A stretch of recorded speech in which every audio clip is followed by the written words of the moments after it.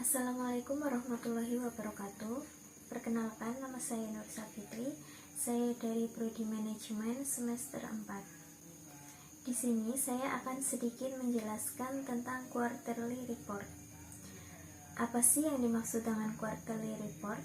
Jadi, quarterly report atau laporan triwulanan adalah laporan keuangan yang tidak diaudit yang merupakan ringkasan versi laporan keuangan yang dikeluarkan oleh perusahaan publik setiap 3 bulan kuartal untuk memenuhi persyaratan kepatuhan.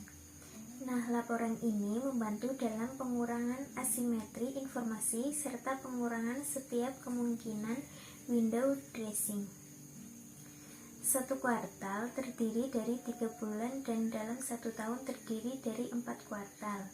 Yang pertama, kuartal 1 yaitu Januari 1 sampai Maret, kuartal 2 April sampai Juni, kuartal 3 Juli sampai September, kuartal 4 Oktober sampai Desember. Selanjutnya yaitu cara kerja dari quarterly report itu sendiri. Yang pertama, laporan diajukan ke sekuritas dan komisi pertukaran. Yang kedua, laporan tidak diaudit. Dan yang ketiga, angka-angka dapat digunakan untuk analisis komparatif. Yang keempat, digunakan untuk menilai kinerja perusahaan dari tahun ke tahun. Yang kelima, sebagai persyaratan kepatuhan. Semua perusahaan publik harus mengajukan laporan triwulanan ke Komisi Sekuritas dan Bursa. Yang keenam, untuk perusahaan yang tidak terdaftar, pemangku kepentingan utama dapat meminta rilis laporan tersebut dari Komite Hubungan Investor. Biasanya, laporan laba rugi tidak tersedia untuk dilihat publik. Yang ketujuh, biasanya pemangku kepentingan atau investor dapat mengakses laporan ini dari sekuritas dan komisi pertukaran.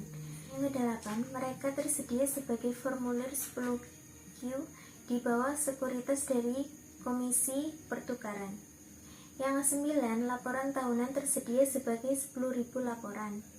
Yang ke-10, investor atau analisis dapat mengunjungi sistem pengumpulan, analisis, dan pengambilan data elektronik atau EDGAR-SEC untuk mengakses 10 key.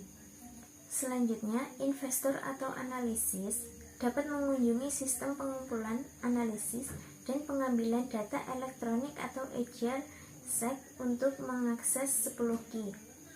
Dan yang terakhir, mereka harus memasukkan nama perusahaan di kotak pencarian EDGAR. Kemudian, manfaat dari quarterly report yaitu yang pertama, untuk memberikan informasi mengenai posisi keuangan, kinerja, atau hasil usaha.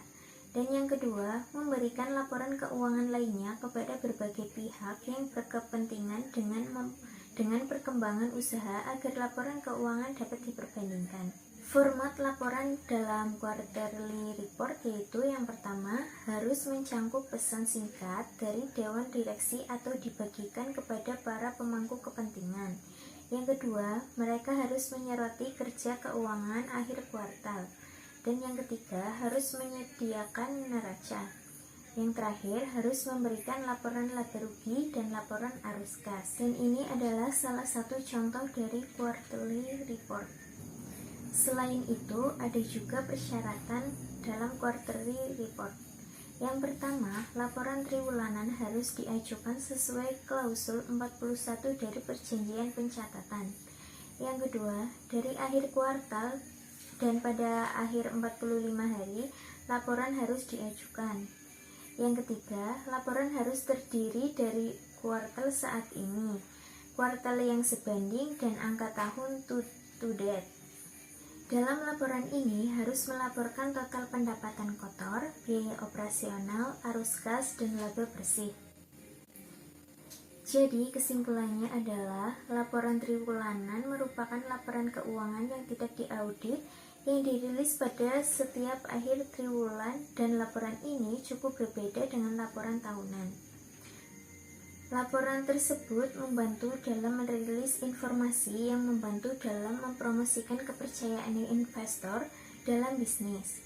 Setiap pemangku kepentingan yang ingin mengakses laporan ini dapat mengunduh laporan dari SEC karena laporan triwulan tersedia sebagai 10Q di bawah bagian ejar dan sek. Sekian penjelasan dari saya, kurang lebihnya saya mohon maaf. Billahi taufiq wal hidayah. Wassalamualaikum warahmatullahi wabarakatuh.